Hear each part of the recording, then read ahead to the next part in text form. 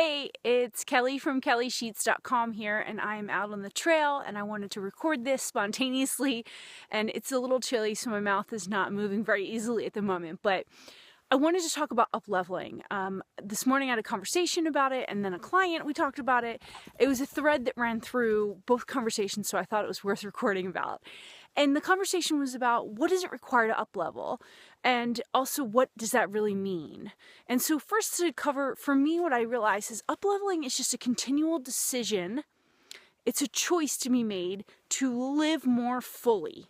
We don't know what upleveling looks like. Sometimes upleveling looks like having more fun, more intimacy in relationships. Sometimes it looks like making more money. Sometimes it looks like having friends that support you better and expand your mind so that you can be better. Upleveling means moving forward in my mind. And what it requires is a decision. It's the number one thing it requires, a decision. 99% of people do not make a decision to uplevel. Their fear overrides their desire to see what else is possible, because making a decision requires an investment and a change. That investment may be time, it may be money, it may be a change. That investment meaning change of a situation, and that requires some energy to pay attention to. It requires the ability to sit through discomfort, to recognize that when we make a decision to uplevel, it means changing something. Therefore, that doesn't mean it's going to be all cushy and comfy. It can actually get a little bumpy before it gets great. Upleveling is simply a decision. So this has been in my mind because here we are at the end of 2015, we're going to 2016, and I am actually pulling together a group of big thinking women to look at our intentions for next year and what we want to create, where we want to uplevel. And as I shifted my model into primarily taking people to Bali and actually spending that intensive week with the intention of completely upleveling, shifting the way they're thinking, experiencing new things, expanding their mind, seeing what else is possible for their experience and their life, it made me really examine, what does it require to uplevel?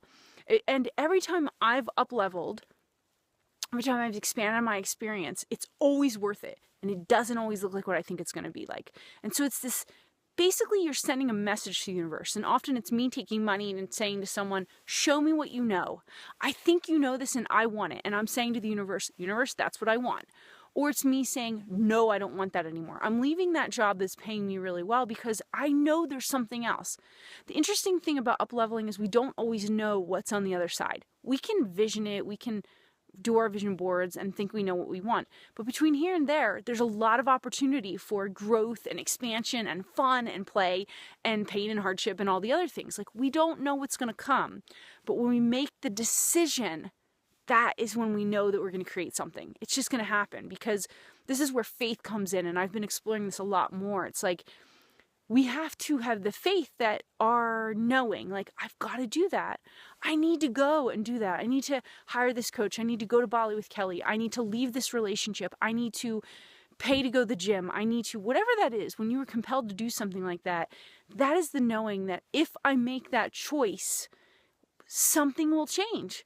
There's this opportunity for expansion. And my friend, actually my client this morning said, the way she thinks of it is like this little shelf where it's like you're in the 99% with everyone else, where you're on the treadmill and everyone's doing the same thing, and you have an idea that there's some other way, and you literally like pull your head above and you look around and you see like, oh, there's all these other people doing it a different way, and they can help me up level. And if I'm around them, I will become that.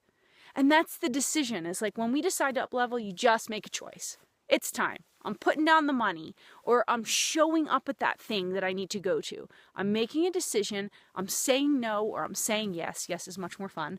But I'm going to say no, or I'm going to say yes to the things I want or don't want. The decision is made, and I'm putting myself with those other people. I'm putting myself in a realm of people who make investments and decisions to experience this world differently, to fully play the game, to say, show me what else there is. Give me a bigger experience. So that's for me what upleveling is. And why this matters is, as we come into the year end, it's really important. Like, you have an opportunity. There's something about the cyclical nature of every year spins around, and then we get to the holidays, and there's this opportunity to reevaluate, to reconfigure what we want for the next year. You're here now. So it's like, what will you tell the universe you want? What will you tell God is like the next thing? Like, God, give me this, I'm ready, bring it on. How will you show him that? How will you make that decision, and how will you make it evident? So start thinking about that. What decisions need to be made that you haven't been making, that you need to make to say, I want a bigger experience. I don't want to stand on the fence anymore. I'm ready to leap. So I hope that's helpful, because sometimes we need people to remind us that it requires a decision, and that's it. Yes, I'm in.